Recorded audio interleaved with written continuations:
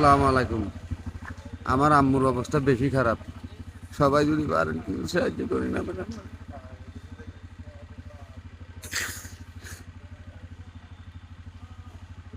আমাদের তবলা বাদক গিয়াসউদ্দিনকে সবাই চিনেন।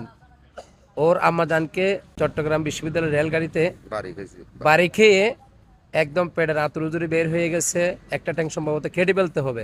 আসসালামু আলাইকুম। আশা করি আমার ভিডিওটা যারা দেখবেন দয়া করে শেয়ার করবেন না করবেন সেটা আপনাদের ব্যাপার। আমার সাথে যাকে দেখতেছেন আমাদের চট্টগ্রামের একজন ভালো তবলা বাদক।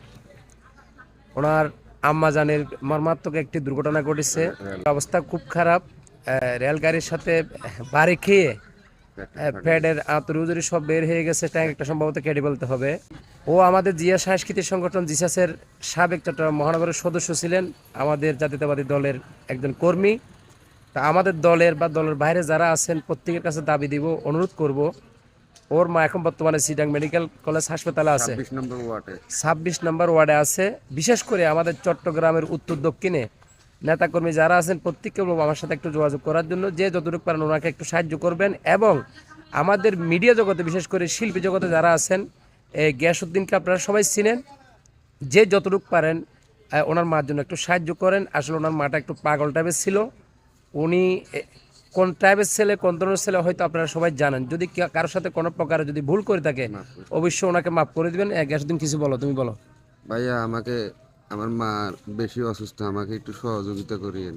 আমি আমি নিরপেক্ষ হয়ে গেছি। কি বলবো আর, আমার বলার তো কিছু নাই। আচ্ছা যাক, ও তো আর কিছু বলতে পারতেছে না। ওর আম্মুকে রেখে আজকে আমার সাথে একটা প্রোগ্রামে সে চলে আসছে।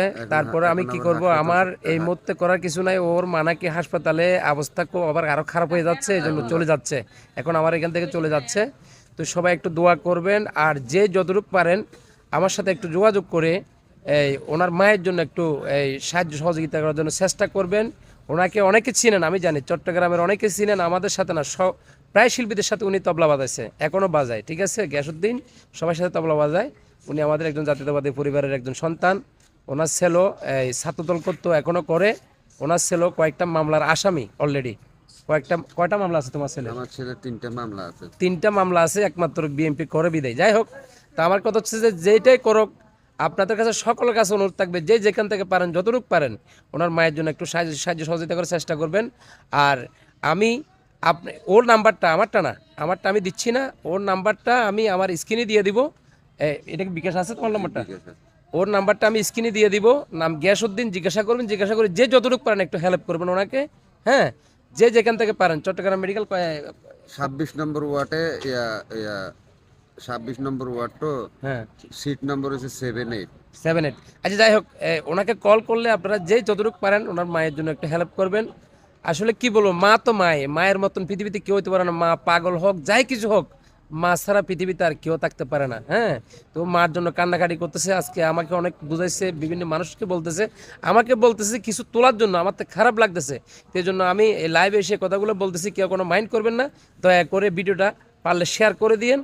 যে যতটুকু পারেন ওনাকে সাহায্য সহযোগিতা করার চেষ্টা করবেন। ওনার বিকাশ নম্বরটা আমি আবারও বলতেছি, ওনার বিকাশ নম্বরটা আমি স্ক্রিনে দিয়ে দেবো। ওনার সাথে ফোন করে দিবেন। আর আমাদের দলে যারা আছেন, যারা দিতে চান, প্রয়োজনে যদি যাইতে চান আমাকে ফোন দিবেন, আমরা যাব। আর আমরা জিয়া সাংস্কৃতিক সংগঠন জিসা চট্টগ্রাম মহানগরের পক্ষ থেকে আমরা চেষ্টা করবো অন্তত ওনাকে কিছু হেল্প করার জন্য।